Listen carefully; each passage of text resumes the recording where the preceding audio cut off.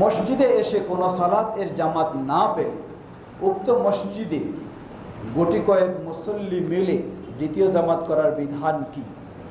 সকলে মিলে দ্বিতীয় জামাত করা যাবে নাকি একা একা পড়তে হবে? জবাব, দ্বিতীয় জামাত এর দুটো দিক। প্রথম হলো, আমি ইচ্ছাকৃত নয়, আমি প্রথম জামাতেই পড়ি, কিন্তু অনিচ্ছাকৃত কোনো কারণে, কোনো ইসের কারণে আমার বিলম্ব হয়ে গেছে, জামাত ছুটে গেছে, তাহলে এমন কিছু মানুষ নিয়ে দ্বিতীয় জামাত যদি হয় তাহলে সেটি শরীয়ত সম্মত।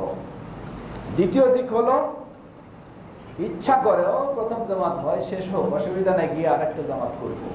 যদি এইরকম মানসিকতা নিয়ে থাকে তাহলে এটি বেদাত হবে, এটি জায়েজ হবে না। কথা বুঝবেন? যদি এই মানসিকতা থাকে যে প্রথম জামাত হোক, হয়ে যাক, অসুবিধা নাই, আমি গিয়ে আর একটা জামাত করব, তাহলে এটি জায়েজ নয়, এটি বেদাত হবে।